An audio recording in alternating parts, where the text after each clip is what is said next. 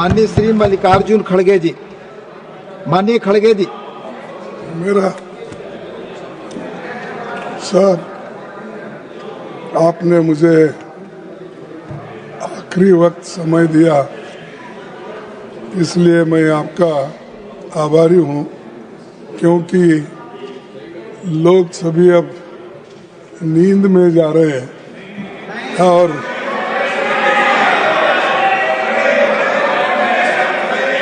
आपको सुनने के लिए उत्सुक नहीं, हैं नहीं, लोग।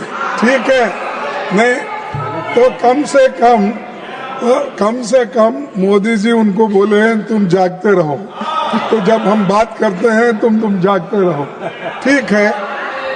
तो सर, मैं चंद बातें आपके सामने इसलिए रखना चाहता हूं, ये बहुत बड़ा इम्पोर्टेंट कानून है, एक्ट है। इसको हम लाइटर इसमें नहीं लेना चाहिए, क्योंकि ये गरीबों से संबंधित कानून है और इसके साथ छेड़छाड़ करना अच्छा नहीं। इसीलिए मैं ये कहूँगा कि आप लोग इसको जो एक नया कानून लाकर पुराने कानून के खिलाफ जो काम कर रहे हैं, ये अच्छा नहीं, और लोग आपको सड़कों पे फिरने नहीं देंगे। सर, 204 और 14 के बीच भारत की जनता को अधिकार संपन्न बनाने वाले कई ऐतिहासिक अधिकार मिले और कानून इसी संसद में बने थे। राइट टू इंफॉर्मेशन, हमारा राइट टू इंफॉर्मेशन ये एक हक है, ये राइट है। राइट टू इंफॉर्मेशन हमने दिया था, राइट टू एजुकेशन हमने दिया था, ये सब राइट्स है। और फॉरेस्ट राइट्स एक्ट हमने दिया था, उसी के साथ फूड सिक्योरिटी एक्ट हमने दिया था, लैंड एक्विजिशन एक्ट हमने दिया था, और अरे नया लैंड एक्विजिशन एक्ट था, और इसमें मनरेगा ये प्रमुख एक्ट है। और मनरेगा ये प्रमुख एक्ट रहने से ये तो 11 साल में कोई ऐसा कानून आप नहीं बना सके। जो मैंने बोला, कितने राइट्स हमने लोगों को दिया, गरीबों को दिया, बताओ आप एक कानून तो ऐसा गरीबों के फेवर में दिए हैं, राइट दिए हैं। जो राइट है वो छीन ले रहे।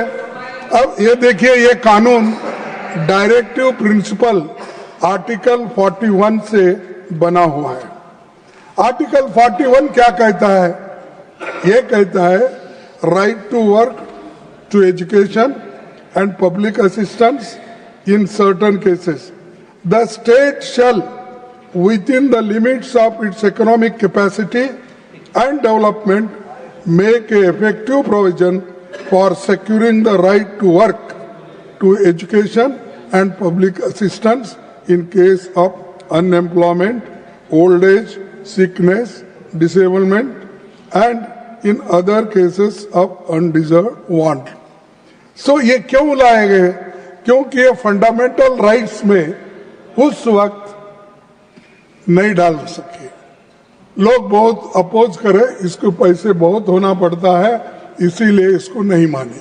तब डॉक्टर बाबा साहब अम्बेडकर ने ये सोचा और अपने दूसरे कॉन्स्टिट्यूंट असेंबली के मेंबर से भी ये बातचीत की, कम से कम ये डायरेक्टिव प्रिंसिपल्स में अगर आप डालें और डायरेक्टिव प्रिंसिपल्स के तहत वो कानून बना सके हर स्टेट में वेलफेयर के लिए, तो उन्होंने ये डायरेक्टिव प्रिंसिपल का चैप्टर ऐड किया गया उस वक्त और इसको सर्वसम्मति से लिया गया। ऑन बेस्ड ऑन दिस ये नरेगा स्कीम लाया गया गरीबों के पेट भरने के लिए। जो गरीब काम नहीं कर सकता था और जिस वक्त हार्वेस्ट सीजन होने के बाद लोगों को काम नहीं मिलता था, तब बड़े बड़े जमींदार लोग और अमीर लोग क्या करते थे, गरीबों को अपने घर में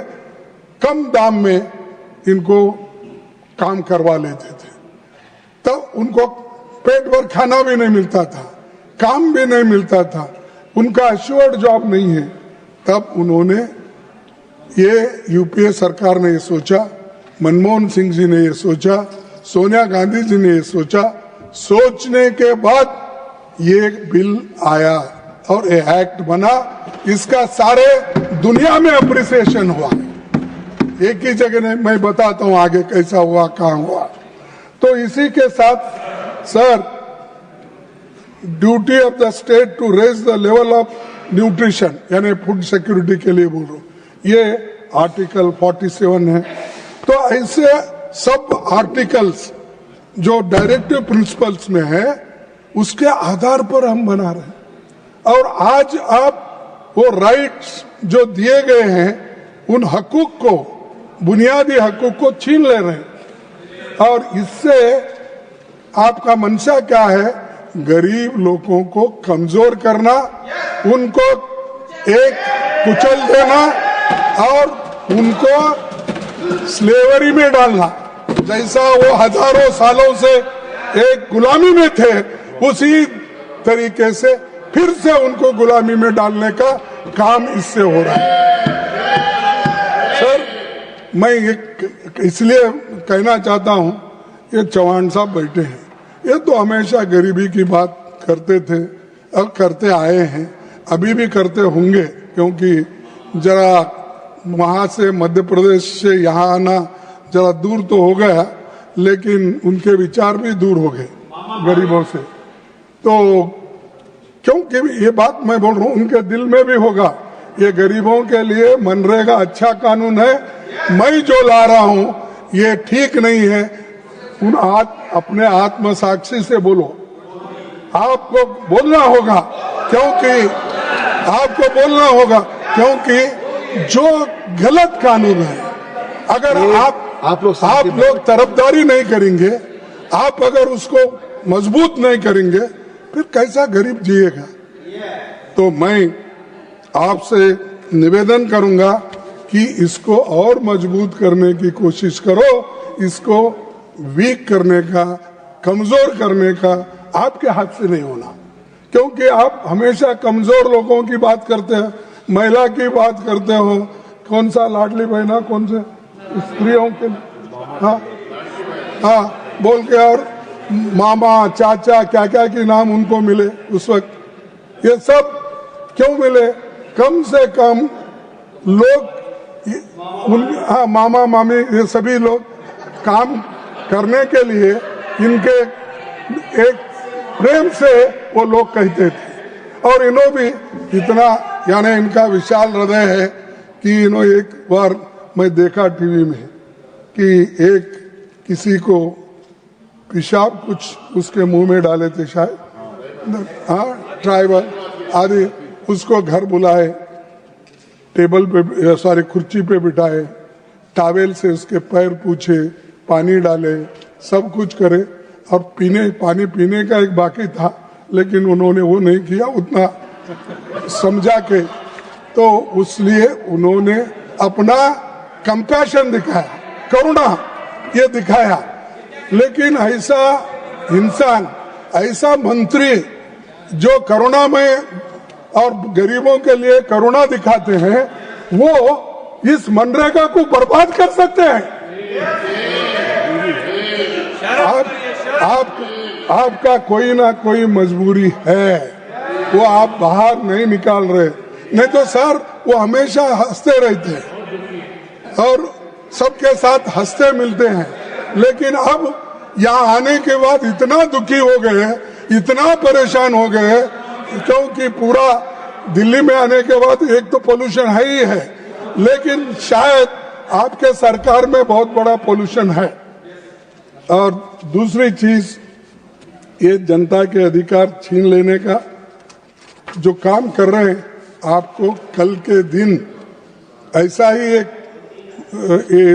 समय आएगा जिस ढंग से आप 3 कृषि काले कानून को वापस लिए, तो ऐसा एजिटेशन आपको चाहिए कि लोग आपको गड़बड़ करने से, रास्ते बंद होने से, गोलियां खाने से यही पसंद है। उसी वक्त अगर आप ये करते हैं तो लोग मजबूरन रास्ते पे आएंगे, सड़क पे आएंगे, गोलियां भी खाएंगे, लेकिन इस कानून को सपोर्ट कभी नहीं करेंगे और हम लड़ते रहेंगे।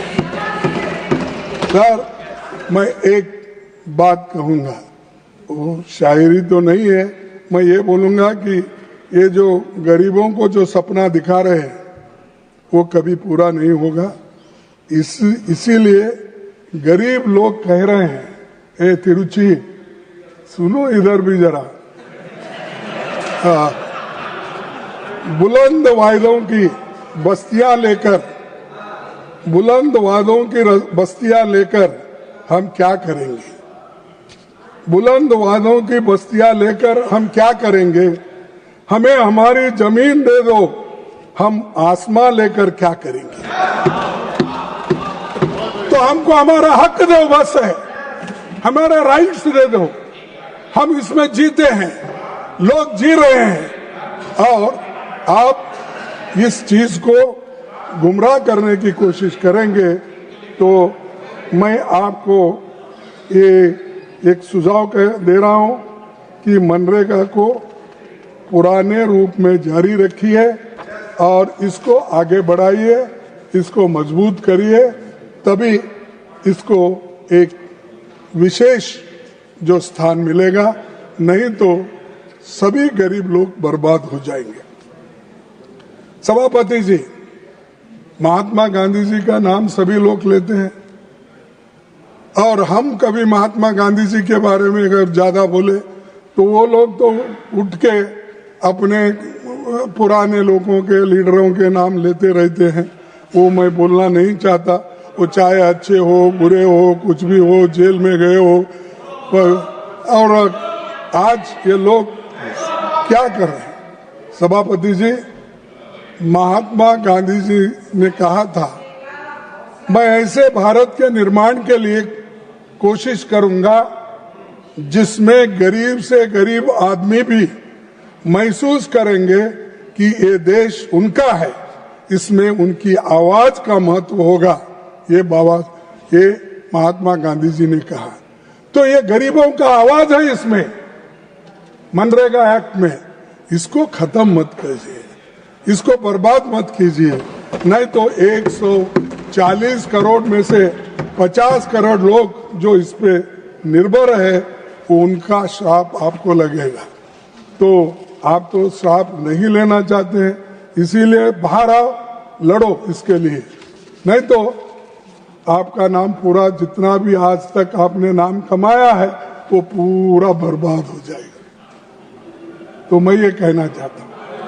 तो सर, 27 फरवरी 2015 को अभी हमारे पिछले सारे वक्ताओं ने ये बात किया है, मैं फिर उसको रिपीट करना नहीं चाहता, फिर भी रिकॉर्ड के लिए ये मैं कहना चाहता हूं कि मोदी जी ने कहा था 27 फरवरी 2015 में, क्या कहा था? मेरी राजनीतिक सूझबूझ कहती है कि मनरेगा बंद मत करो।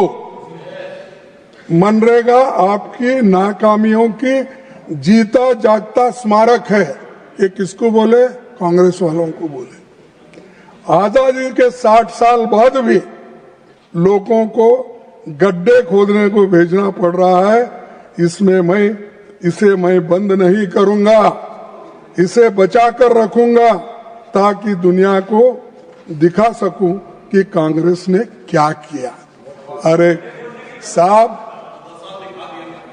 नहीं, आपने ये बार बार बोला, एक बार नहीं अनेक बार बोला, और आज वो मनरेगा सही साबित हो गई और मनरेगा ही लाए। इसीलिए मैं पूरे तुम्हारे क्वेश्चन और आंसर्स जितने भी आपने इस सदन में दिए, स्टैंडिंग कमेटी ने, ये पूरे कागज लाया हूं। अगर मैं सभी चीजें मैं बताऊंगा, खुद एक ही पढ़ के मैं बोलता हूं आपको, मैं ले ही करता हूं, लेकिन कम से कम आप ले करने के बाद भी वो लेकर पढ़ते नहीं ना, इसीलिए मुश्किल है। तो sir, government of India has made a assessment of implementation of the Mahatma Gandhi NREGA through third party study in terms of increase in household income, poverty elevation, etc. by development, monitoring and evaluation office of Niti Aayog. Study report has acknowledged the role of Mahatma Gandhi Naregas in providing livelihood security for the rural poor through creation of durable assets, improvement water security, soil conservation and higher land productivity. ये answer 16 तारीख, यही 16 तारीख को 16/12/2025 को आपने दिया। यानी ये अगर ठीक नहीं है तो इसको आप गालियां देते हो और ये स्कीम को आप हमेशा इसको एक अलग नजरिए से देखते हो, तो ये आपने ही आंसर दिया है।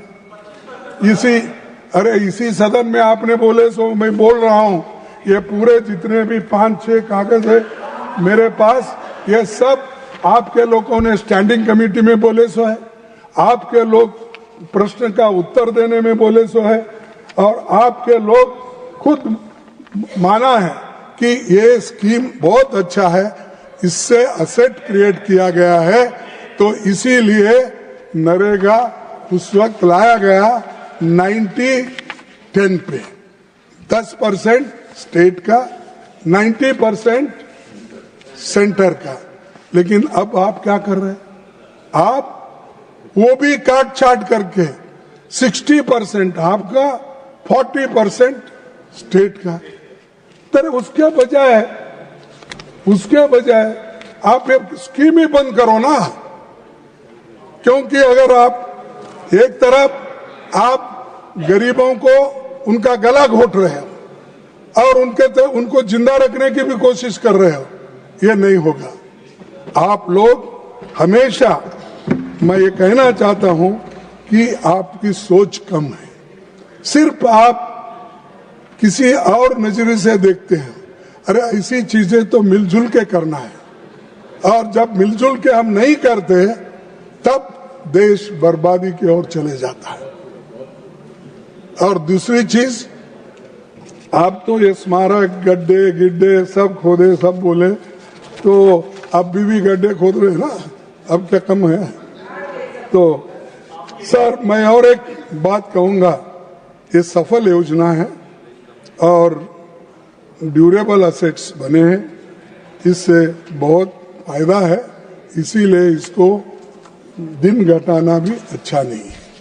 पहले तो 100 दिन का था, अब 100 दिन जाके अब 125 दिन करना चाहते।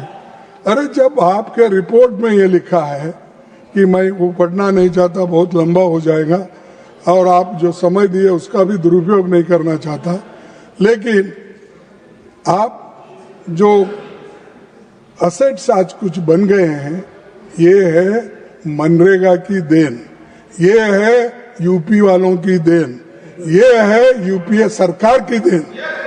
तो आप जरा समझिए, और चौहान साहब फिर एक बार सोचिए, आपको टाइम है अभी भी वापस लेने का, कानून वापस लेने का समय है अभी भी, तो आप लीजिए। और ये जो हाँ, यस, तो ये नहीं, कई कानून वापस लिए ना, क्या अब आपकी सरकार को कुछ धक्का लगा? 3 काले कानून वापस लिए कृषि के, और ये अगर लिए आप हीरो बन जाएंगे, अब मामा के जगह मामा जी बन जाएंगे सबके। तो ये है सर, इस कानून की पड़ताल जिस समय स्टैंडिंग कमेटी ने की, तो बीजेपी के नेता कल्याण सिंह के अध्यक्षता में हुई थी। क्या कहा उन्होंने? 2 अक्टूबर 2009 को नरेगा का नाम बदलकर Mahatma Gandhi National Rural Employment Guarantee Act रखा गया था। महात्मा गांधी नाम जुड़ने से इस योजना को एक मजबूत और व्यापक राष्ट्रीय पहचान मिली थी।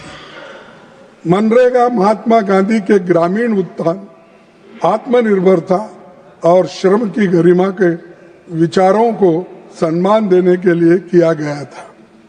गांधी जी वही हैं जिनके सम्मान में दुनिया के करीब, अब हमारे मुकुल वासनिक जी ने अपने भाषण में कहा था, मैं सुन रहा था कि G20 कंट्रीज के 20 राष्ट्राध्यक्षों ने गांधी जी के समाधि के सामने जाकर सर झुकाया। ऐसे महान महात्मा गांधी जी को आप इंसल्ट करते हैं, उनके नाम निकाल के जी राम जी, क्या राम जी, हाँ राम, तो ऐसा, हाँ जी राम जी, अरे ऐसा मत करो भाई, मुंह में राम बगल में छुरी मत रखो, मुंह में राम बगल में छुरी। गरीबों के लिए राम राम बोलते रहो, लेकिन बगल में तो उस छुरी रख के उसको आगे से पीछे से गर्दन पे छुरी रखे हो। और आप लोग ऐसे अगर काम करते गए तो आपको कोई माफ नहीं करेगा। और जो गांधी जी बोले हैं उसका, उनका जो गरीबों के आंखों से पानी यानी अश्रु को साफ करने का, वो नहीं होगा। और दूसरी चीज,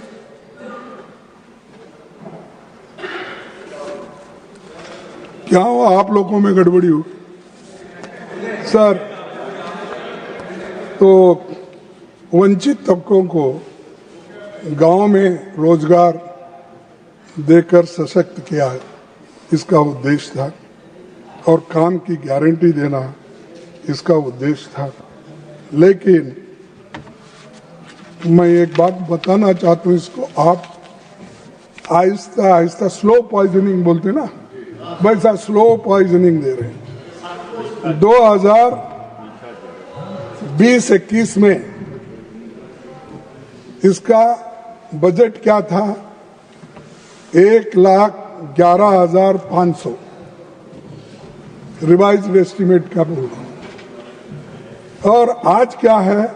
24-25 में 86,000 और 25-26 में फिर 86,000। सर, अगर आपका बजट घट रहा है तो इसका अर्थ यह है कि आप इस स्कीम को ठीक ढंग से चलाना नहीं चाहते और इसको बंद करना चाहते हैं और स्लो पॉइजनिंग देकर इस स्कीम को खत्म करना चाहते हैं। और दूसरी चीज सर, मैं SC/ST परसेंटेज कितना है इनका? पहले था 23% काम मिलता था, आज 19% घटकर 19% हुआ है। और ST का 17 से घटकर 16 हुआ है। ये हमने नहीं किया, ये आपके हाथ में है ना। आप रिव्यू कर सकते हैं, आप मिलके लोगों को कह सकते हैं इधर आओ, ये काम क्यों नहीं हुआ, हमने इतने पैसे दिए फिर भी ये खर्च क्यों नहीं हो रहा, या खर्च अगर हुआ भी तो इतना काम क्यों नहीं हुआ, ये पूछने का आपका काम है। वो तो सब छोड़ दिए और अब तो सिस्टम ये लाए आप कि बफे सिस्टम का सिस्टम लाए, जो जाएगा जिसको जितना मिलेगा वो पहले खा लेगा, फिर उसके बाद पाप बेचारे जो पंक्ति में बैठते हैं उनको कुछ नहीं मिलेगा, वो घर को वैसा ही चलेगा। तो यही काम है, क्योंकि आपको पसंदीदा जो डिस्ट्रिक्ट है, आपको कौन सा स्टेट अच्छा लगता है, आपको कौन सी सरकार अच्छी लगती है, और एरिया, जिला, ये सब देखकर आप पैसे देने वाले हो। अगर किसी स्टेट से आपका कोई मिलाप नहीं है तब और वो आपसे ठीक नहीं है तो उनको बर्बाद करने का पूरा आपके हाथ में है। जैसा ईडी सीबीआई को लेकर आप लोगों को डराते रहे और बहुत से लोग हमारे उधर भाग गए और दूसरे लोग भी उधर आ रहे हैं, तो ये वैसा ही है कि हर स्टेट को फेडरल सिस्टम में आप डरा डरा के लोगों को कमजोर बना रहे, स्टेट को कमजोर बना रहे। फेडरल स्टेट का जो स्टेटस है उसको खत्म कर रहे।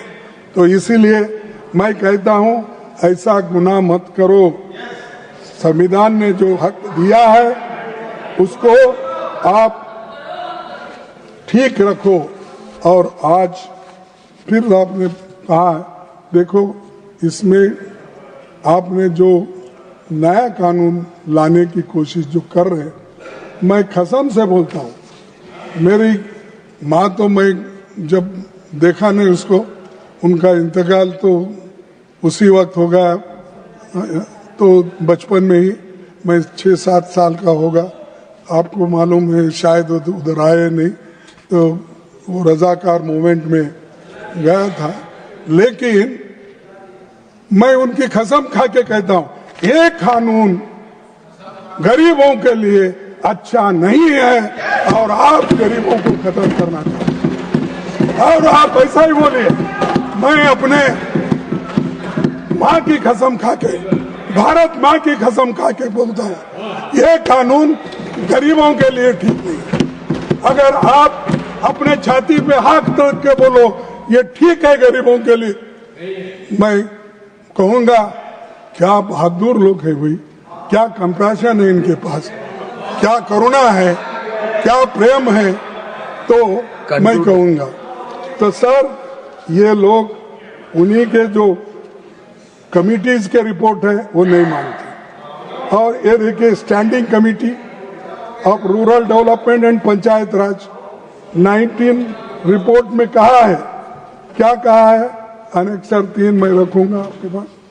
यह योजना ग्रामीण क्षेत्रों में रहने वाले गरीबों और समाज के वंचित वर्ग के लोगों के लिए रोजगार सुनिश्चित करती है।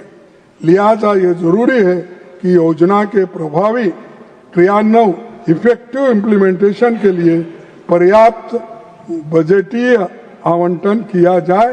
ये पंचायत राज कमेटी का, ये स्टैंडिंग कमेटी का रिपोर्ट है। तो इसीलिए आपके रिपोर्ट को भी आप नहीं मान रहे, आपके लोगों को सलाह भी आप नहीं मान रहे। तो मेरा कहना यही है कि एक तो नरेगा के जो भी हमारे वेजेस है उसको बढ़ाना चाहिए और इसको 125 दिन बोले, कम से कम 1 से 25 दिन तो जैसा है वैसा रखिए, लेकिन कानून को हाथ मत लगाइए, उसको निकालने की बात मत करो और इसको विड्रॉ कर लो, बहुत अच्छा रहेगा। और ये तो मैं ये चाहूंगा कि ये स्टैंडिंग कमेटी को आप सेलेक्ट कमेटी को आप रेफर कीजिए, वहाँ पूरे सलाह आ जाएंगे और लोगों को एक मालूम हो जाएगा इसमें कमियां क्या है, कितने दिन। और पहले ये था सब सिर्फ 15 गरीबों को डिमांड ड्राइवन था। ये 15 दिन के अंदर अगर कोई कहता है कि हमारे पास काम नहीं है, प्लीज काम दो, बोले तो 15 दिन में, प्लीज कंक्लूड, 15 दिन में उनको काम देने का था। अब 60 दिन हो गया। तो इसीलिए ये 60 दिन जो किए हैं ये तो गरीब को और भी नुकसान है। पूरे अमीर लोग खून चूस लेंगे क्योंकि उनको बार्गेनिंग पावर नहीं रहता लेबर को। तो इसीलिए मैं कहूंगा ये इसका आप ध्यान में रखते हुए इसको आप वापस लेंगे। और एक बात मैं आपसे कहना चाहता हूँ, सरकार लोगों पर कोई सरकार लोगों पर कोई उपकार नहीं कर रही है, बल्कि ये राज्य की कानूनी जिम्मेदारी है जिसे आप राम राम करना चाहते हो, आप बाय बाय करना चाहते हो, Ram Ram. Please conclude Kharge ji, please conclude. क्या साहब? देखिए, मैं ये सारी बातें आपके पास रख रहा हूँ, इसलिए रख रहा हूँ कि कम से कम नहीं, देखिए, मेरे को कुछ बोलना है, ये आखिरी है, क्योंकि मैं ज़्यादा कुछ बोलने नहीं जाता। मैं इंतज़ार किया हूँ ये 11 बजे तक, 11:30 बजे तक इंतज़ार इसलिए किया कि इसमें कुछ बदलाव हो जाए, उनको कोई ज्ञान मिले, इसके लिए मैं ये बात कर रहा हूँ। सर, इसको 150 दिन देने की बात थी, वो तो नहीं हुआ। सोनिया गांधी जी ने भी एक रखा था डिमांड, 150 दिन और 400 रुपए मजदूरी, वो भी आप इसमें शामिल नहीं करें। और दूसरी चीज मैं ये कहना चाहता हूँ, हर रिपोर्ट महेंद्र देव कमेटी का हो, नागेश सिंह का हो, ये सभी रिपोर्ट आप देखे नहीं, सबको आपने नजरअंदाज किया है। प्लीज कंक्लूड जी, प्लीज। और उसके बाद मनरेगा, एक मैं अपनी, तो मैं आपको एक ये बना एक चीज बताना चाहता हूँ sir. Please please please sir, मैं प्लीज कंक्लूड। लेबर मिनिस्टर था, आई एम कंट्रोलिंग प्लीज। तो international Kharge ji please. Labour organisation का कॉन्फ्रेंसेस जिनेवा में होते थे और G20 कंट्रीज के सभी मिनिस्टर्स वहां पर, प्रधानमंत्री भी आते थे कभी, तो इसलिए मैं एक 7-8 कंट्रीज को गया था, अफ्रीका, तुर्की, Germany, Japan, Italy, USA, UK, Brazil, China. Please conclude sir, no, ये कंट्रीज में all the time is over, the allotted time is over, already I have given you NREGA more scheme than को, 7.5 minutes extra. NREGA Please scheme को उन्होंने please माना conclude. और उसकी प्रशंसा की, ये बात Please बोल रहा हूँ। conclude. Please conclude. अब जो प्रशंसा ये देशों ने की और उसको Please आप खत्म conclude. कर रहे हैं और बोल रहे हैं मुझे कि ये क्या कर रहे हैं। Please. No. अरे ये तो See, your party time is over. Your time is over. Please conclude. No, my time is sir 25 minutes. It is 33.04. अच्छा, ठीक है, Please मैं- conclude. एक minute, You take one more minute and conclude, please. Sir 2-3 minute में खत्म करता हूं। Sir, Nobel laureate Amartya Sen ने कहा था कि मनरेगा reaches out to the people and gives them income. It is an enhancer of capability. It enhances their self respect and participation in life and community. ये हमारे नोबल ल्यूरेट्स के वर्ड है और ये जाने माने इकोनॉमिस्ट है। उसके बाद में और एक नोबल लोरेट जोसेफ ने कहा, the single most innovative program from India, lesson for the whole world, it was that program मनरेगा, ही आल्सो सेड। और इतने लोग प्रशंसा किए, फिर भी आपके समझ में नहीं आ रहा इसको रिटेन। Please now conclude. इसीलिए Garge ji, please now conclude, please. I am concluding, sir. Please. With 2-3 words, 2-3, one page is there, some points. Already 10 minutes over. Okay, go, please. The state, Conclude fast. the state shall, within the limits of its economic capacity, जो मैं यहाँ पढ़ के बताया आपको, उसी के तहत ये कहना है मुझे कि इतने होने के बावजूद भी, इतने लोग अप्रिशिएट करने के बावजूद, अगर आप इसको निकालना चाहते हैं तो आप एक तो महात्मा गांधी जी को भी खत्म करना चाहते हैं, गरीबों को खत्म करना चाहते हैं, दलितों को खत्म करना चाहते हैं।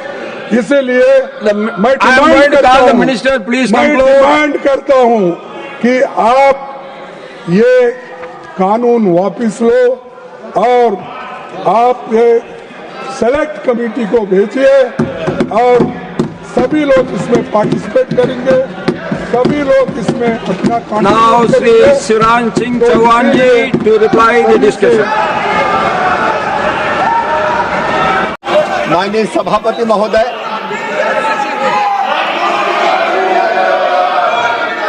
पीछे से बोलना।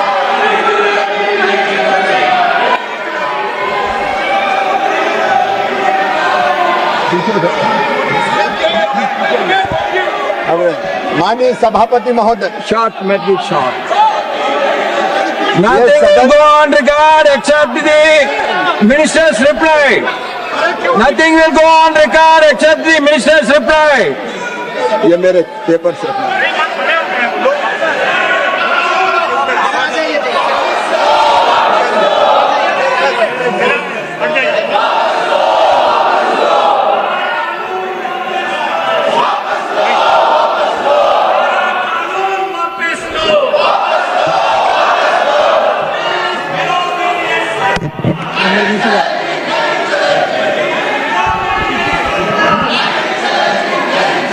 माननीय सभापति महोदय, Reply. Make it short. ये सदन Please, others, please, लोकतंत्र का please, पवित्र right here. मंदिर है, ईंट और गारों का भवन नहीं है। माननीय सभापति महोदय, You मैंने make it बड़े short ध्यान and से sweet. प्रतिपक्ष के सभी सदस्यों की बात सुनी और मैं उम्मीद करता था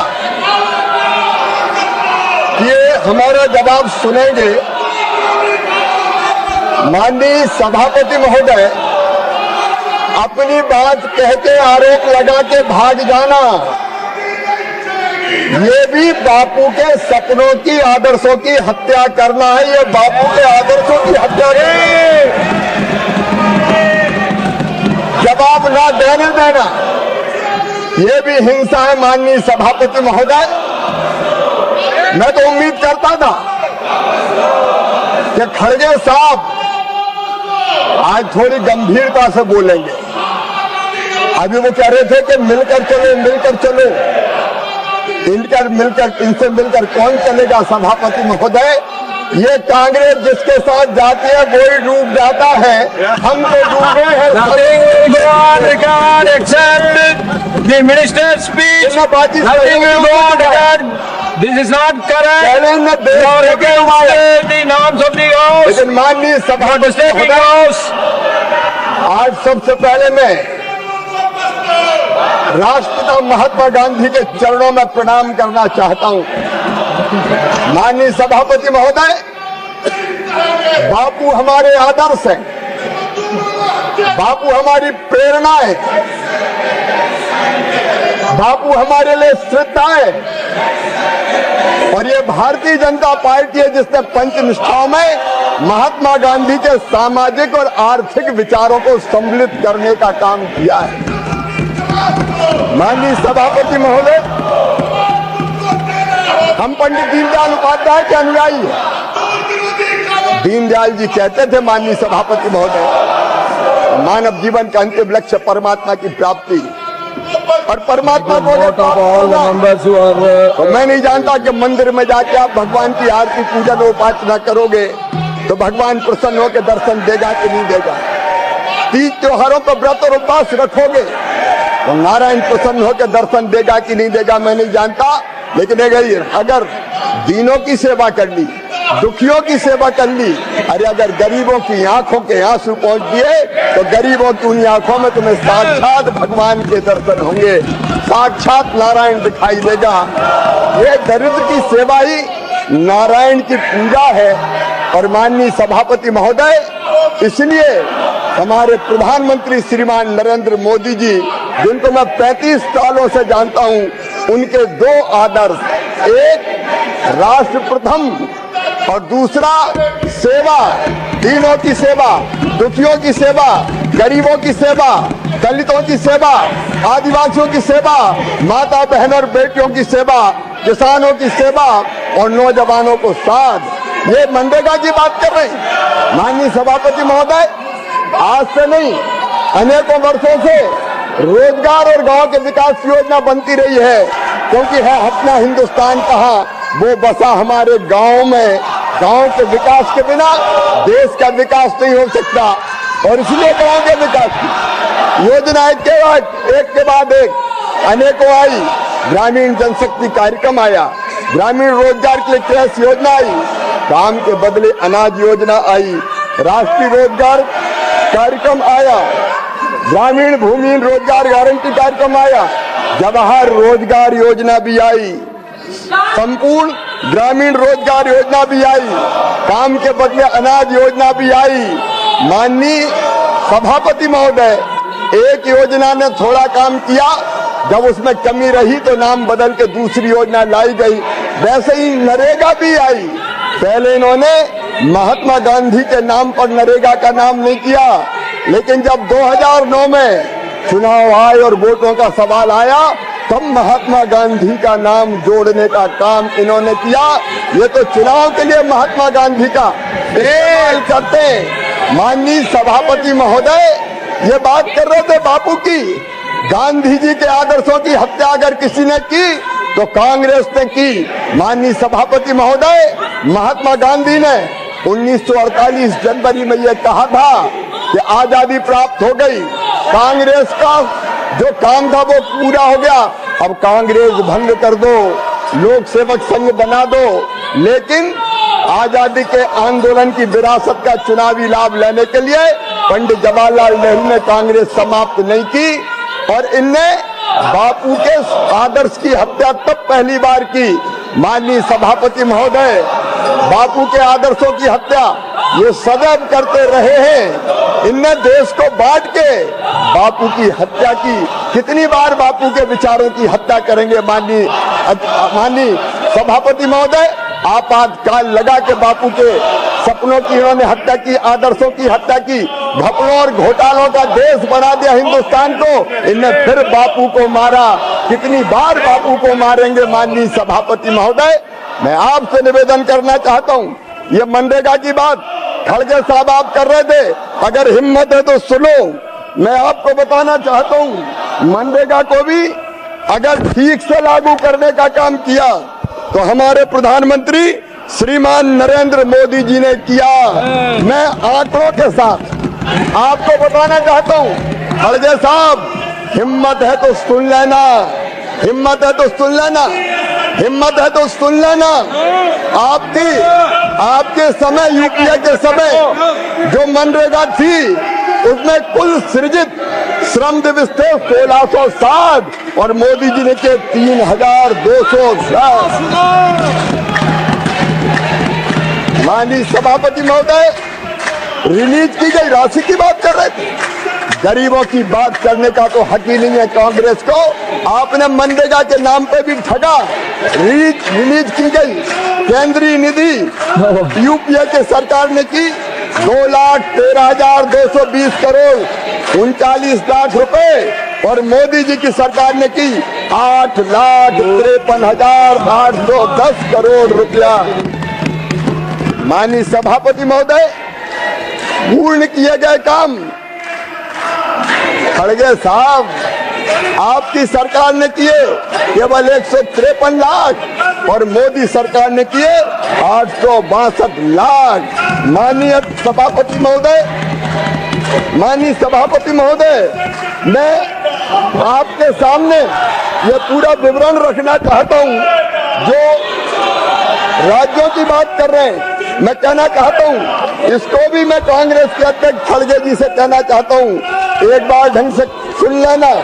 अलग अलग राज्यों को आपने कितनी राशि दी और हमने कितनी राशि दी। आंध्र प्रदेश को यूपीए के समय मिली 26,260 करोड़, लेकिन मोदी सरकार ने दी 75,634 करोड़। अरुणाचल प्रदेश आपने दी 393 करोड़, मोदी जी की सरकार ने दिए 3,747 करोड़। आसाम को आपने दिए 4,668 करोड़, नरेंद्र मोदी जी की सरकार ने दिए 19,035 करोड़। बिहार को आपकी सरकार ने दिए 9,649 करोड़, मोदी जी की सरकार ने दिए 51,502 करोड़। छत्तीसगढ़ आपने दिए 11,155 करोड़, मोदी जी की सरकार ने दिए 35,016 करोड़। और माननीय अध्यक्ष महोदय, बड़ी बात कर रहे थे, मैं तमिलनाडु और बंगाल की तरफ आता हूं। तमिलनाडु को माननीय सभापति महोदय यूपीए की सरकार ने दिए 16,549 करोड़ डायरेक्ट साहब, और हमने दिए 84,898 करोड़। माननीय सभापति महोदय, पश्चिम बंगाल आपने दिए केवल 14,985 करोड़, मोदी जी की सरकार ने दिए 54,415 करोड़ रुपया। जब पश्चिम बंगाल ने निधियों का दुरुपयोग किया, पैसा भ्रष्टाचार की बलि चढ़ा दिया, बड़े काम छोटे छोटे कामों में बांट दिए, ठेकेदारों को उपकृत किया गया, तब जांच करके कार्रवाई करने का और पैसा रोकने का काम किया।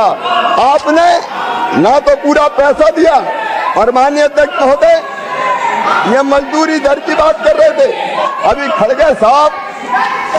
खड़गे जी, कम से कम आप ही सुन लो, आप आंकड़े बता रहे थे मुझे 20-21 के, 20-21 में कोविड था, कोविड, और ये हमें गर्व है, हमने 1,11,170 करोड़ रुपया खर्च करके गरीबों मजदूरों को रोजगार देने का काम किया।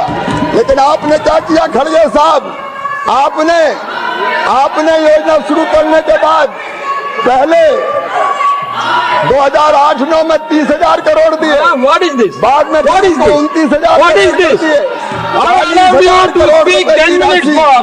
This is the way you are reciprocating. Nothing will go on record. No. आपने 13-14 में 30,000 करोड़ रुपया कर दी। राशि घटाने का पाप यूपीए की सरकार ने किया। What you are doing? किया। That is, you don't have any interest in democracy. Modi ji की सरकार ने, माननीय सभापति महोदय, मोदी जी की सरकार ने लगातार ये राशि बढ़ाने का काम किया। और इसलिए मैं कहना चाहता हूं, आज सारा देश इनकी गुंडागर्दी देख रहा है, इनकी गुंडागर्दी देख रहा है। ये लोकतंत्र को अपमानित करने का पाप कर रहे हैं, अपराध कर रहे हैं। ये सदन दादागिरी से नहीं चलेगा। माननीय सभापति महोदय, मजदूरी दर की बात कर रहे हैं। यूपीए के समय मजदूरी थी औसतन केवल 100 से लेके 150 रुपया, और मोदी जी की सरकार ने बढ़ा के 294 रुपया। माननीय सभापति महोदय, मैं बड़ी विनम्रता के साथ निवेदन करना चाहता हूं, नरेंद्र मोदी जी का सपना और संकल्प है विकसित भारत के निर्माण का, और विकसित भारत के निर्माण के लिए विकसित गांव बनाना Why they are going there? Why they are going there? Why ask them to come from your place? 25 दिन का No. और उसके साथ साथ Why they are going that side? Why they are going that side? संकल्प हमने You allow them to go that side? विकसित गांव बनेंगे। No, nothing. I'm not going to hear you. Hold on. No. और माननीय अध्यक्ष महोदय, Why they are going that side? Why they are going that side? No. Why they are going that side? No. दान किया है, रोजगार भी मिलेंगे, गांव का विकास भी होगा, देश भी आगे बढ़ेगा। और इसलिए माननीय अध्यक्ष महोदय, ये विधेयक अत्यंत आवश्यक था, और मुझे गर्व है कि इसको प्रस्तुत करने का मुझे अवसर मिला है। बहुत बहुत धन्यवाद। बहुत बढ़िया। I say 500 per day and increase the number of working days to Thank 120 you. as The next mandatory, speaker is and restrain from removing the Shriman genuine Sanjay benefits from Singh. this.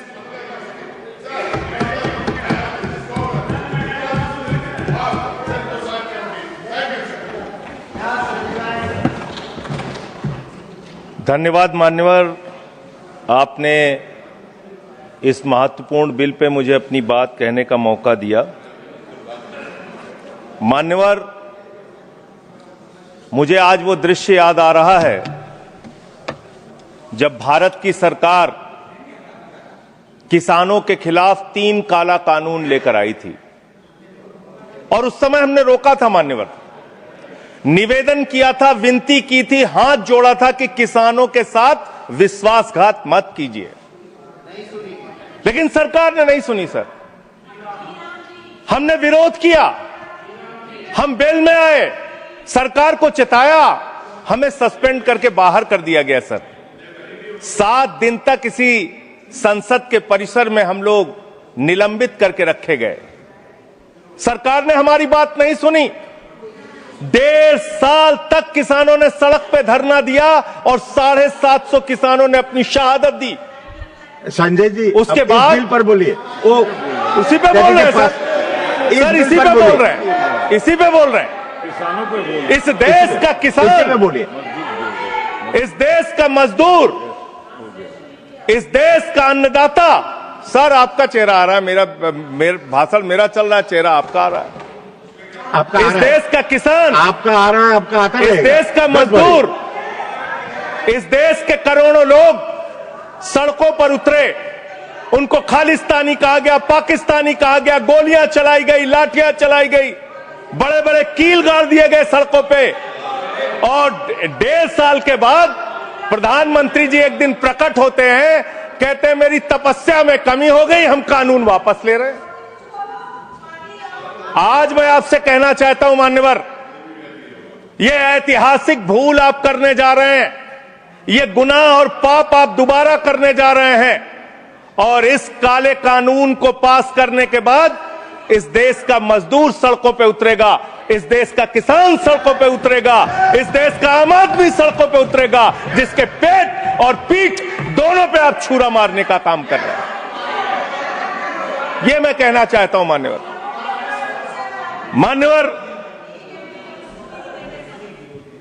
मान्यवर, यह bill किस मंशा और उद्देश्य के तहत लाया गया है?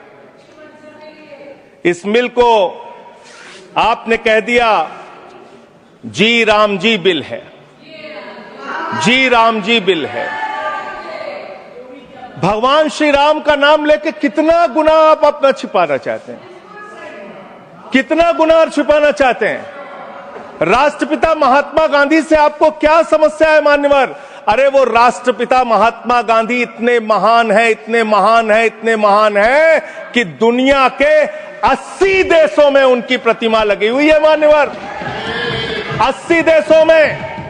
और जब G20 का सम्मेलन हुआ, दुनिया के तमाम राष्ट्राध्यक्ष आए, दुनिया के तमाम प्रधानमंत्री और राष्ट्रपति आए, तो भारत के प्रधानमंत्री को मजबूर होकर उसी राजघाट पर महात्मा गांधी के सामने सर झुकाना पड़ा। वो गोलवरकर की समाधि पे नहीं गए, गांधी की समाधि पे गए। वो गोडसे की समाधि पे नहीं गए, गांधी की समाधि पे गए मान्यवर। राष्ट्रपिता महात्मा गांधी जो राम राज्य की कल्पना करते थे, राष्ट्रपिता महात्मा गांधी जो रघुपति राघव राजा राम का पाठ करते थे, राष्ट्रपिता महात्मा गांधी जो भगवान श्री राम के सच्चे भक्त थे। और याद रखिएगा मान्यवर, इस सरकार को आपके माध्यम से कहना चाहता हूं, भगवान को अपने भक्त से बहुत प्यार होता है। आज भगवान श्री राम आपको श्राप दे रहे होंगे कि तुम हमारे भक्त को अपमानित कर रहे हो, तुम अपने भक्त को, तुम हमारे भक्त को अपमानित कर रहे हो। भगवान श्री राम आपको जरूर श्राप दे रहे होंगे मान्यवर। मैं शिवराज सिंह जी चौहान कृषि मंत्री जी को अटल जी के एक घटना से याद दिलाना चाहता हूं, राम के नाम का महत्व। एक उनके प्रतिद्वंदी ने बयान दिया मान्यवर, राजनीतिक प्रतिद्वंदी ने। उस प्रतिद्वंदी ने कहा अगर अटल जी को पूजा करनी है तो मेरी पूजा क्यों नहीं करते, मेरे नाम में भी राम लिखा हुआ है। अटल जी ने उसको जवाब दिया, राम हमारे लिए मर्यादा के प्रतीक हैं, राम हमारे लिए आदर्श हैं, राम हमारे लिए आराध्य हैं, राम हमारे लिए देवतुल्य हैं। अरे राम वो हैं जो पिता का वचन निभाने के लिए 14 वर्ष तक वनवास में रहे। राम वो हैं जिसने लंका का नाश किया। और राम चरित्र का नाम है, राम मर्यादा का नाम है, राम आदर्श का नाम है। राम के नाम में चरित्र होना चाहिए, वरना तो हराम में भी राम लिखा हुआ है, वरना तो हराम में भी राम लिखा हुआ है। इसलिए राम का नाम लगा लेने मात्र से आपके गुनाह नहीं छिप जाएंगे। सुखराम नाम था ना मान्यवर, बेड के नीचे रुपया मिला था, बेड के नीचे रुपया मिला था। और मैं सोच रहा था कि जब क्या इस जी राम जी योजना से आप भगवान श्री राम का सम्मान कर रहे हैं या अपमान कर रहे हैं? आप भगवान श्री राम का सम्मान कर रहे हैं या उनको गली मोहल्ले गांवों में बदनाम कर रहे हैं? मैं पढ़ रहा था, एक खबर मिली, राजस्थान में मनरेगा योजना में 200 करोड़ का भ्रष्टाचार। मैंने पढ़ा गुजरात में 500 करोड़ रुपए का भ्रष्टाचार। ये सारे कागजात हैं। मैंने पढ़ा उत्तर प्रदेश में मनरेगा योजना में मजदूरों के नाम पे हजारों करोड़ का भ्रष्टाचार। हरियाणा में मान्य हजारों करोड़ का भ्रष्टाचार। सर योजना पे बोल रहा हूँ, सर योजना पे बोल रहा हूँ। सारा कागज चाहिए आपको, इनके भ्रष्टाचार का कागज चाहिए सर दे दूंगा, इनको दे दूंगा। लेकिन अब मैं सोच रहा था कि अब अगर चर्चा होगी तो क्या चर्चा होगी? लोग क्या कहेंगे?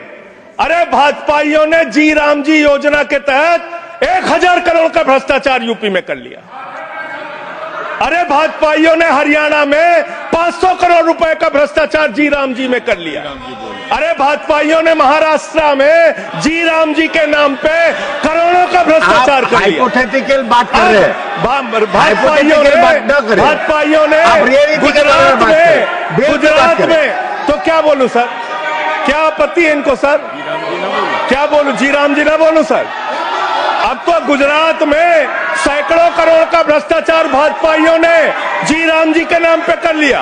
पूरे देश में गांव में बिल पास नहीं हुआ विधायक है। इनके बीजेपी के विधायकों ने जी राम जी योजना में भ्रष्टाचार कर लिया। तो ये आप राम को सम्मान दे रहे हैं कि राम को अपमानित कर रहे हैं? आप राम को अपमानित कर रहे हैं। अरे बैठ जाओ, चंदा चोरी की है तुम लोगों ने, बैठ जाओ, चंदा चोरी की है तुमने भगवान श्री राम के नाम पे चंदा चोरी की है। बैठ जाओ, नहीं जाएगा। बैठ जाओ। It's not going on. मानवर देखिए हमारा समय खा रहे हैं सर ये लोग। मानवर, एक लाइन मुझे याद आती है, इस बिल को पढ़ने के बाद। मेहनत तो करता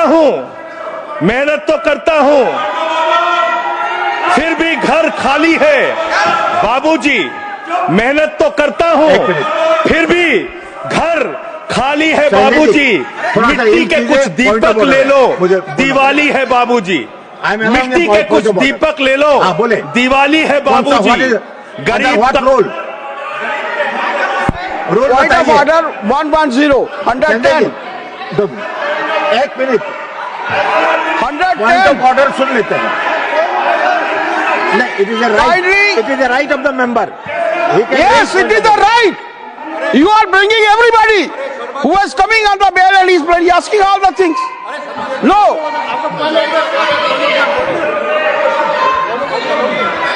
आप अंडर व्हाट रूल? अगर बिल के साथ या बिल से रिलेटेड नहीं है वो रिकॉर्ड में नहीं जाएगा। तब मैं यही कहना चाहता हूं, kindly refer the scope of the debate. He is crossing, Honorable Vice Chairman Sahab, he is crossing all the limits. There is no mention either he should speak against the bill or in favor of the bill. पहले उनको Either मान्यवर बैठिए, either he should speak in favor of the bill or he should speak against the bill. He is not speaking against the bill. He is speaking against the Ram. How you can expect that we will agree to it? Role बताइए, role.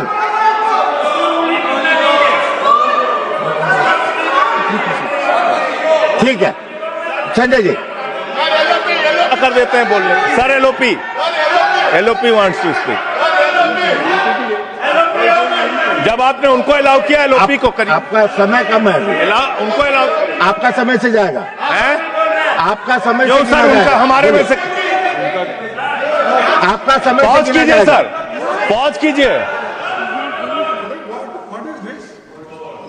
You asked me to stand. अभी नहीं, point of order मैंने सुन लिया है, देखिए, मैंने सुन लिया। No हाँ, वो देखिए, जो हाइपोथेटिकल बात है वो रिकॉर्ड में नहीं जाएगा, मैंने ऑलरेडी रूलिंग दे चुका है। बताइए, डिप्टी बोलिए। चेयरमैन साहब, आप बड़े सीनियर लीडर है और आप ये सब प्रोसीजर तो आपको मालूम है, फिर बताने की जरूरत नहीं है।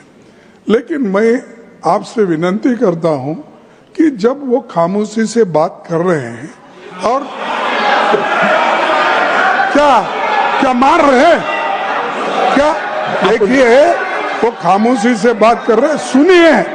आपको अगर जचता नहीं, अगर आपको ये पसंद नहीं है तो आप उसका उत्तर बाद में दीजिए, पहले सुनिए उनका जो कहना चाहते हैं। हाँ, बोले। और उदाहरण के तौर पर अब उनको बोलने दीजिए। सारी चीजें वो उदाहरण के तौर पर बोल रहे हैं और कागज सामने रख के बोल रहे हैं, इसीलिए आप उनको परमिट देना, माननीय और संजय उनको सिंह, कहना बोलिए। जरा खामोश बैठ। धन्यवाद। मान्यवर मैं भाजपाइयों के लिए, भाजपाई मित्रों के लिए एक गाना गाना चाहता हूं कि देखो ऐ दीवानों ऐसा काम ना करो, राम का नाम बदनाम ना करो, राम का नाम बदनाम ना करो। इस जी राम जी योजना के नाम पे पूरे देश में आप लोगों का जो भ्रष्टाचार है, हम नहीं चाहते कि वो हमारे आराध्य भगवान श्री राम के साथ जुड़े। आप वो भ्रष्टाचार, वो चोरी, वो सारे कुछ लूटखोरी वो जोड़ना चाहते, कमीशन खोरी राम जी के नाम से, राम जी के नाम से जोड़ना चाहते हैं। लेकिन मैं क्या करूं मान्यवर, मैं तो कह रहा हूं, आप फिर आ गए मान्यवर, हम लोगों को। हाँ तो मान्यवर हम तो कह रहे हैं देखो ए दीवानों ऐसा काम ना करो, राम का नाम बदनाम ना करो। लेकिन हमारे भाजपाई मित्र कह रहे हैं राम राम जपना पराया माल अपना, राम राम जपना पराया माल अपना। इनका ध्यान लूटखोरी और भ्रष्टाचार में लगा हुआ है। इस कानून में क्या लिखा हुआ मान्यवर, इस कानून में लिखा हुआ है, इस कानून में लिखा हुआ है मान्यवर, इसमें लिखा हुआ है कि 40% हिस्सा राज्य सरकारें देंगी, 60% हिस्सा केंद्र सरकार देगी। पहले 90% हिस्सा केंद्र सरकार देती थी, 10% हिस्सा राज्य सरकारें देती थी। आज तो ज्यादातर राज्य सरकारें आपकी नीतियों की बदौलत, आप जीएसटी का पैसा खाते हैं, राज्यों के टैक्स का पैसा खाते हैं, आपने राज्यों को खोखला कर दिया, आपने राज्यों को कर्ज में डुबा दिया। अब आप कह रहे हैं राज्य सरकारें इसमें पैसा लगाएंगी, यानी आप इस योजना को मारना चाहते हैं, आप इस देश के मजदूरों का हक मारना चाहते हैं, इस योजना को पूरी तरीके से खत्म और समाप्त करना चाहते हैं। इस मंशा से आप इस योजना को लेके आए हैं, क्योंकि राज्यों के ऊपर आज जो कर्जा है वो मैं पढ़ के आपके सामने सुनाना चाहता हूं। तमिलनाडु 8,34,000 करोड़ रुपए, उत्तर प्रदेश 7,69,000 करोड़ रुपए, महाराष्ट्र 7,22,000 करोड़ रुपए, पश्चिम बंगाल 6,58,000 करोड़ रुपए, कर्नाटक 5,57,000 करोड़ रुपए, राजस्थान 5,62,000 करोड़ रुपए, आंध्र प्रदेश 4,85,000 करोड़ रुपए, गुजरात 4,67,000 करोड़ रुपए, केरल 4,29,000 करोड़ रुपए, मध्य प्रदेश 4,18,000 करोड़ रुपए, तेलंगाना 3,89,000 करोड़ रुपए, बिहार 3,19,000 करोड़ रुपए। ये कर्जे में डूबे हुए राज्यों से, ये कर्जे में डूबे हुए राज्यों से आप ये कह रहे हैं कि 40% पैसा लगाओ, यानी कि सर आप ये हम बोल रहे हैं, कौन बोल रहा है सर, ये क्या हो रहा है? मैं आपसे पूछना चाहता हूं, राज्य जो कर्जे में डूबे हुए हैं, जो आप बोल रहे हैं वही रिकॉर्ड में जा रहा है। मैं ये कहना चाहता हूं कि जो राज्य पहले से ही लाखों लाख करोड़ रुपए के कर्जे में डूबे हुए हैं, आप उनसे कह रहे हैं 40% पैसा आपको लगाना होगा। आप इस योजना में कह रहे हैं कि आप एरिया तय करेंगे, एरिया आप निर्धारित करेंगे कहां पे ये आपकी स्कीम लागू होगी या नहीं लागू होगी, इसको आप तय करेंगे। ये कितने 125 दिन की आप बात कर रहे हैं मान्यवर? आंकड़ा उठाकर देख लीजिए, मंत्री जी यहां पर मौजूद हैं।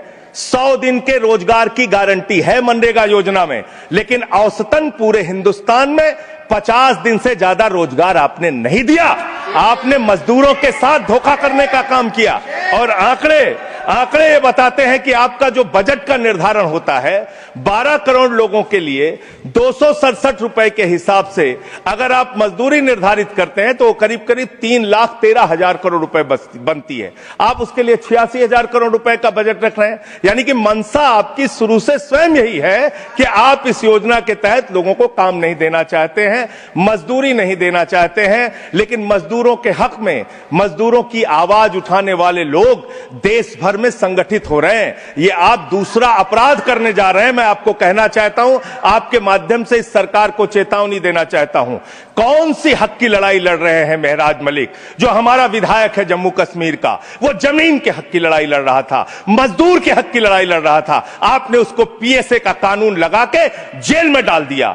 कौन से हक की लड़ाई लड़ रहे थे? सोनम वांगचुक मजदूर के हक की लड़ाई लड़ रहे थे, किसान के हक की लड़ाई लड़ रहे थे, आम आदमी के हक की लड़ाई लड़ रहे थे, लद्दाख के लोगों के हक की लड़ाई लड़ रहे थे। उस सोनम वांगचुक को, जो एक पढ़े लिखे प्रतिष्ठित व्यक्ति हैं, उनको आपने पकड़कर जेल में डालने का काम किया। आप पूरे देश में जबरदस्ती मामला है जी, तो ये रिकॉर्ड में नहीं जाएगा। क्यों नहीं जाएगा सर? क्यों नहीं जाएगा सर? मजदूर के लिए लड़ने वाले क्यों नहीं जाएगा? मैटर जो सर है क्यों नहीं जाएंगे? वो रिकॉर्ड में नहीं जाएगा। आगे बोले सर, आगे बोले सर। मैं इस अवसर पर पंडित राम नरेश त्रिपाठी जो हमारे सुल्तानपुर के हैं, उनकी एक कविता पढ़ना चाहूंगा। ना मंदिर में, ना मस्जिद में, ना गिरजे के आसपास में, ना पर्वत पर, ना नदियों में, ना घर बैठे, ना प्रयास में, ना कुंजों में, ना उपवन में, शांति भवन या सुख निवास में, ना गाने में, ना बाने में, ना आशा में, ना ही हास में, ना छंदों में, ना प्रबंध में, ना अलंकार, ना अनुप्रास में, खोज ले कोई राम मिलेगा दीन जनों की भूख प्यास में। खोज ले कोई राम मिलेगा दीन जनों की भूख प्यास में। आप दीन जनों को भूखा रख के, उनकी मजदूरी छीन के, उनके हाथ का काम छीन के, उनका रोजगार छीन के, आप चाहते हैं उनके पेट पे लात मार के, आप चाहते हैं कि आप सिर्फ इस योजना का नाम बदल देंगे, इस योजना का नाम बदल देंगे तो पूरे देश में आपका महिमा मंडन हो जाएगा। अब आपका ये नकली काम इस देश के अंदर चलने वाला नहीं है। पूरा देश आपकी सच्चाई जान चुका है मान्यवर। पिछले दिनों मैंने पदयात्रा शुरू की थी अयोध्या से लेकर सरयू से संगम तक। अयोध्या में किसान आए हमारे पास, बहुत सारे किसानों ने आकर कहा किस तरीके से अयोध्या के अंदर किसानों की जमीनों का कब्जा किया जा रहा है प्रशासन के द्वारा, भारतीय जनता पार्टी की सरकार के द्वारा। वहां पर किसानों के ऊपर लाठियां चला के, गोलियां चला के, बुलडोज करके उनकी जमीनें औने पौने दामों में ली जा रही है मान्यवर। औने पौने दामों में उनकी जमीनें ली जा रही हैं। और वो जमीनें मान्यवर वो जमीनें जो ली जा रही हैं किसानों से, वो जमीनें बड़े बड़े बिल्डर को बेची जा रही हैं, किसानों से 5 लाख रुपए बिस्वा जमीन ली गई अयोध्या में। अरे सुनो ध्यान से, किसानों से 5 लाख रुपए बिस्वा अयोध्या में जमीन ली गई और लोढ़ा ब्रदर्स ने उसी जमीन को प्लाटिंग करके 1 करोड़ 80 लाख रुपए में बेचा। आप धंधा कर रहे हैं। प्रभु श्री राम के नाम पे आप धंधा कर रहे हैं, अयोध्या के लोगों को लूटने का काम कर रहे हैं, अयोध्या के किसानों को लूटने का काम कर रहे हैं। इसीलिए अयोध्या के लोगों ने आपको हराया, इसीलिए अयोध्या के लोगों ने आपको हराया। और यही आपका चरित्र रहेगा तो पूरे देश में जनता आपको जवाब देगी, जनता आपको हराने का काम करेगी। ये मजदूरों का हक मारने का काम जो आप कर रहे हैं, इसको बंद कीजिए। मानवर, मैं अंतिम बात कहना चाहता हूं, अंतिम बात मैं कहना चाहता हूं। मानवर बोले, जब ये मनरेगा योजना लाई गई, तो इस बिल को अस्थायी समिति में भेजा गया था। आज जब आप नई योजना लेकर आ रहे हैं, इसको अस्थायी समिति में आपने क्यों नहीं भेजा? क्या आप छिपाना चाहते हैं? क्या आपकी मंशा है? ये आप बताइए। और अंत में इन्हीं लाइनों के साथ कि हम मेहनत कश इस दुनिया से जब अपना हिस्सा मांगेंगे, एक बाग नहीं, एक खेत नहीं, हम सारी दुनिया मांगेंगे, हम सारी दुनिया मांगेंगे। इस देश का मजदूर आपके खिलाफ खड़ा होगा, अपनी आवाज को बुलंद करेगा। इंकलाब जिंदाबाद, इंकलाब जिंदाबाद, वंदे मातरम, वंदे मातरम, जय श्री राम, जय श्री राम, जय श्री राम। कोई श्री राम करेगा ये बिल, यही सही अर्थों में राष्ट्रपिता बापू गांधी जी के भारत के सपनों को प्रोफेसर मनोज कुमार झा।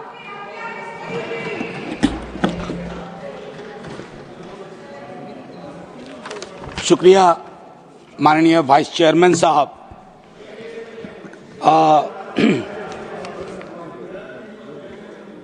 माननीय वाइस चेयरमैन साहब, आज ये बिल आया। इतिहास में ऐसे क्षण होते हैं जब आप सदन में खड़े होते हैं, पहला भाव है कि मैं माननीय मंत्री जी से और सत्ता पक्ष से विनती करूं कि हुजूर इसे वापस ले लीजिए, क्योंकि घनश्याम जी बेहतर बताएंगे मुझसे। जिस राज्य से वो आते हैं, उस राज्य के लोगों ने बरसों तक संघर्ष किया। मध्य प्रदेश ने संघर्ष किया, छत्तीसगढ़ ने बाद के संघर्ष किया, मेरे बिहार ने किया, झारखंड ने किया। किस लिए? हर हाथ को काम, हर काम का वाजिब दाम, ये इसकी मूल भावना थी। माननीय मंत्री जी, आप लोगों की कुछ तौर तरीके मुझे बहुत अच्छे भी लगते हैं कि आप मीडिया में ड्रॉप करते हैं नाम। पहले चला कुछ दिन पूज्य बापू नाम, तो हमें समझ में नहीं आया। गांधी तो यूं ही भी पूज्य हैं, काहे कोई एडिशनल पूज्य लगा रहे हैं? पूज्य जिनके नाम में बापू बोल रहे हैं, उनमें से 2-3 जेल में हैं। ये मैं लेकिन फिर भी आपने ऐसा नाम लिया। मैं देख रहा था कि माननीय मंत्री जी भी केयरफुली पढ़ रहे थे कि कुछ गलत ना बोला जाए। कारण है कि मैंने तुकबंदी देखी है, लेकिन अंग्रेजी और हिंदी को मिला करके जब आप तुक बिठाते हैं तो बेहतर से बेहतर तुक बेतुका दिखता है, ये बेतुका दिखता है। माननीय मंत्री जी, मंत्री महोदय, माननीय सभापति जी, आपके माध्यम से अब मैं नाराज मत होइएगा। मैंने देखा कि दिल्ली अलग अलग लोगों पे अलग असर करती है। ये जब तक मध्य प्रदेश में थे कितना हंसते थे, खुश रहा करते थे। जब से दिल्ली आए हैं न जाने क्या हो गया है यहाँ की आबो हवा में, नाराज से रहते। Professor, don't make personal comment sir, it's not don't make personal comment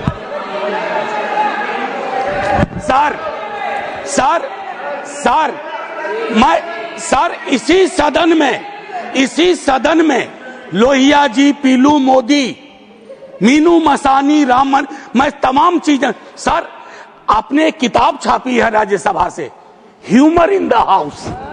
अब अगला एडिशन छप ही नहीं पाएगा, अगला एडिशन नहीं छपेगा। वो लाइटर वेन में था। माननीय मंत्री जी को अगर बुरा लग गया तो मैं वापस लेता हूं। सर, मेरा वक्त पॉज कर दीजिए। ठीक है, थैंक यू सर। इसी तरह का डेमोक्रेटिक जज्बा हर में चाहिए, पूरे मंत्रिमंडल में चाहिए, ऊपर से नीचे चाहिए। सर, मैं एक बात कहना चाहता हूं मूल बिंदु पर आने से पूर्व। मैं इस संघर्ष का भी हिस्सा रहा हूं, मनरेगा के संघर्ष का। सर मैं राजनीति में तब नहीं था, विश्वविद्यालय का शिक्षक, सोशल पॉलिसी का पेपर पढ़ाता था। जब मैंने देखा कि हमारी पूरी संसद में वाइडर कंसल्टेशन और यूनानिमस सहमति से मनरेगा जैसा एक कानून लाया ना, तो अपनी संसद पे गर्व हुआ, अपनी संसद पे भरोसा हुआ। मैं उस भरोसे को खत्म नहीं होते देखना चाहता, जीते जी नहीं देखना चाहता। और वो मजदूर, गरीब मजदूर, भूमिहीन किसान, हमारी महिलाएं, वो भी नहीं देखना चाहती। वो बहुत बेबसी में है सर। उनको राम से क्या आपत्ति होगी? उनको आपत्ति इस बात की है कि राम के नाम पर यह क्या खिलवाड़ किया जा रहा है। माननीय मैं एक चीज, माननीय उपसभापति जी, आप तो पिछले जब पुरानी वाली बिल्डिंग में भी हम लोग बैठते थे, फार्म लॉज पे बहस चल रही थी, हमने तब भी कहा था संसद को गौण कर सकते हो, सड़कों को गौण करना बड़ा मुश्किल है। सड़कों को मौन करने की कला किसी सल्तनत में नहीं आई आज तक। और हम तो लोहिया जी के लोग हैं, वो कहते थे संसद खामोश तो सड़कें रोशन हो जाती हैं।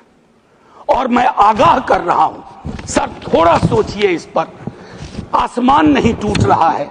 ये जो एक अधिकार वाली भावना थी मनरेगा में, अधिकार सर, मैं यहां आने से पहले रिसर्च कर रहा था थोड़ा, मैं यूं भी थोड़ा उस मिजाज का हूं कि थोड़ा बदलाव की बयार कहीं से आए। सर हमारे संविधान में राइट टू वर्क को डायरेक्टिव प्रिंसिपल्स में रखा गया है, आर्टिकल 41, और मनरेगा was the closest approximation of article 41। और आज आप उस आर्टिकल की आत्मा को मार रहे हैं सर। मेरा सिर्फ सभापति जी, माननीय मंत्री जी, नाम कुछ भी हो, आत्मा खत्म हो जाएगी ना, तो जो भी हासिल हुआ है संघर्ष के साथ, वो संघर्ष काफूर हो जाएगा। राम के नाम पे किस देश में, हम लोग तो गांधी के लोग हैं, दुनिया को अलविदा कहे गए हे राम का करके। और जब वो नोआखोली से आए, सांप्रदायिक सद्भाव बिगड़ा था, तो उन्होंने अपने भजन को बदल दिया, भजमन प्यारे सीताराम के बदले भजमन प्यारे राम रहीम। हम तो वो लोग हैं सर। खैर, आपसे तो इन विषयों पर शिकायत करने का कोई मतलब ही नहीं है सर। कहां हम मनरेगा में व्यापक तब्दीली की मांग कर रहे थे, हर सदन में 2 जीरो आवर आता था कि मैंडेज बढ़ाइए, वेज बढ़ाइए। आपने कौन सा रिग्रेसिव ये पोजीशन ले लिया, प्रतिगामी विचार, अधिकार से चैरिटी वाले युग में। राजा महाराजाओं का जमाना नहीं है, 3 इलेक्शन 4 इलेक्शन बहुत लोग जीतते हैं, लेकिन राजा थोड़े ही बन जाएंगे। लोकतंत्र की बुनियाद है, और लोकतंत्र की बुनियाद में यह तय करना होगा कि अधिकार की जुबान का क्षरण ना हो। आप चाहते तो इसको कंसल्टेशन में ला सकते थे। This is one of those pieces of legislation which has completely ignored the consultation door or corridor. So this does not speak well about our democratic practice, our parliamentary procedure, our rich history. It only smacks of a kind of arrogance which comes from a sense of following majoritarian politics, and that's antithetical to the idea of India.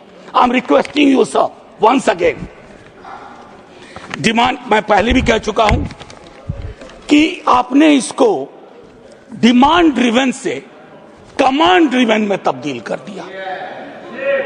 It is no more demand driven, it is command driven. Sir just 1 minute, wind up कीजिए, आपका समय बहुत कम रहा sir please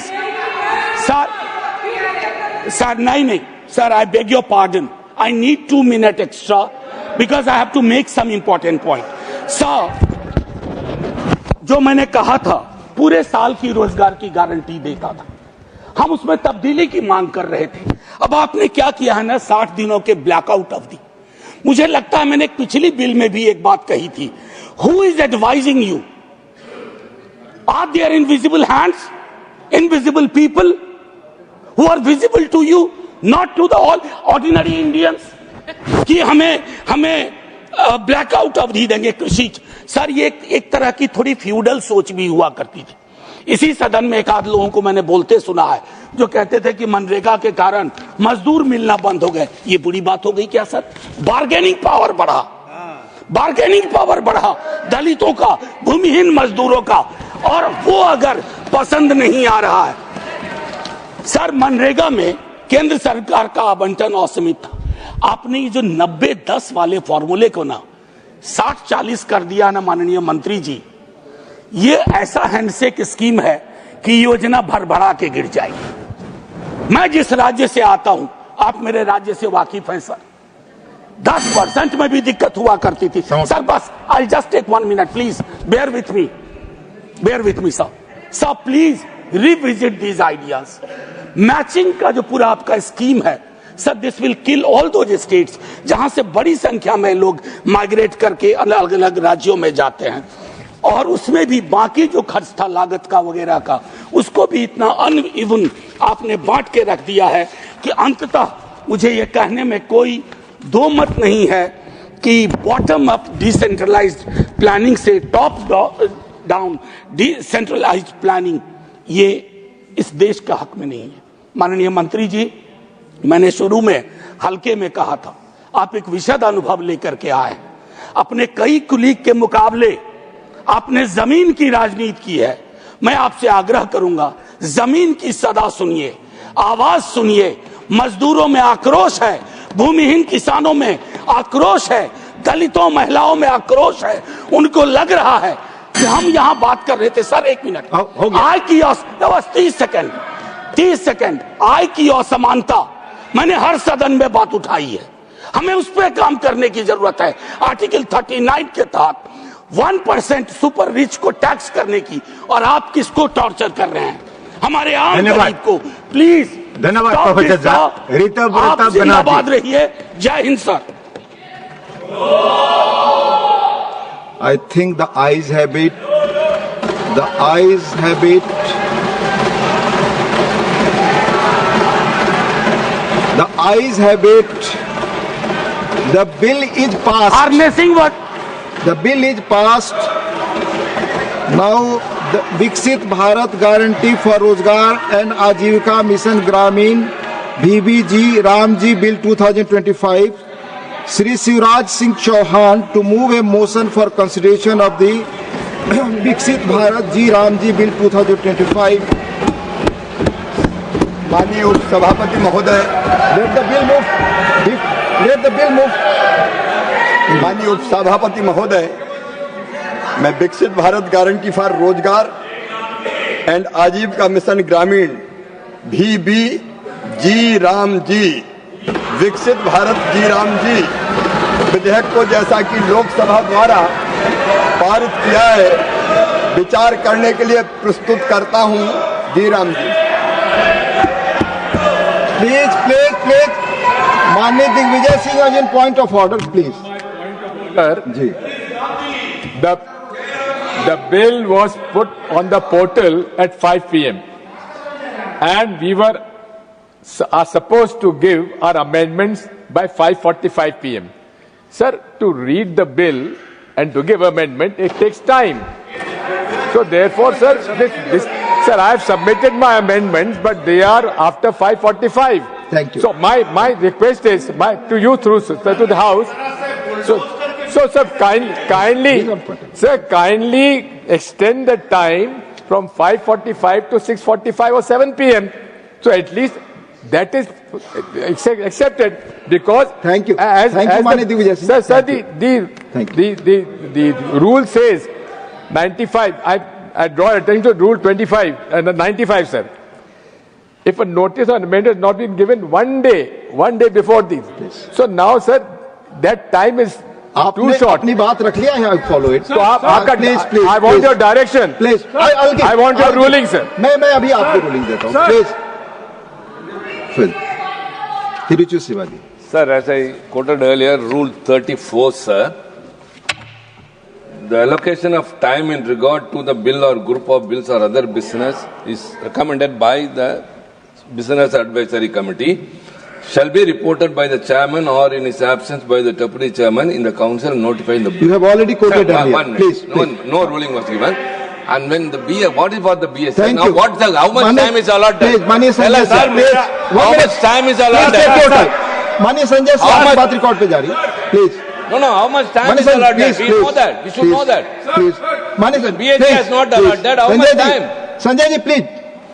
sir, chairman साहब के साथ BSc की मीटिंग हुई जिसमें सरकार की तरफ से माननीय मंत्री जी ने ये कहा था, जब हम लोगों ने कहा इस बिल को आप सिलेक्ट कमेटी में भेजिए. Thank you sir, I got अरे your मेरी point. बात तो सर सुन लीजिए. हाँ, हाँ. क्या किसान के 3 काले Thank you. कानून की तरह Thank you, ये बैठिए. कानून भी अपना कोई बात है? रिकॉर्ड पे नहीं जा रही है. बुलडोज करिए.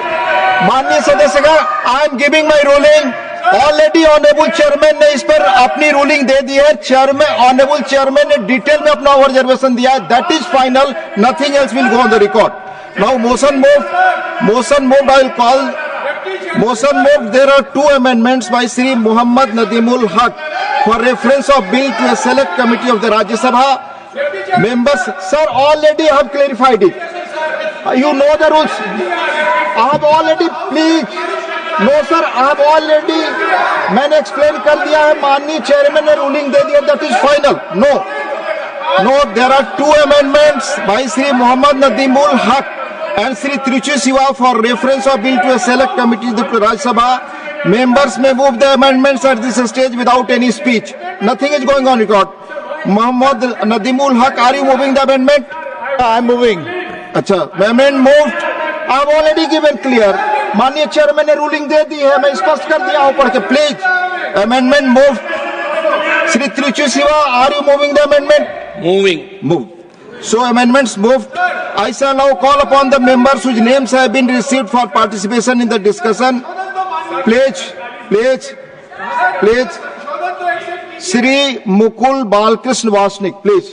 You are the speaker. Please, I have explained the situation.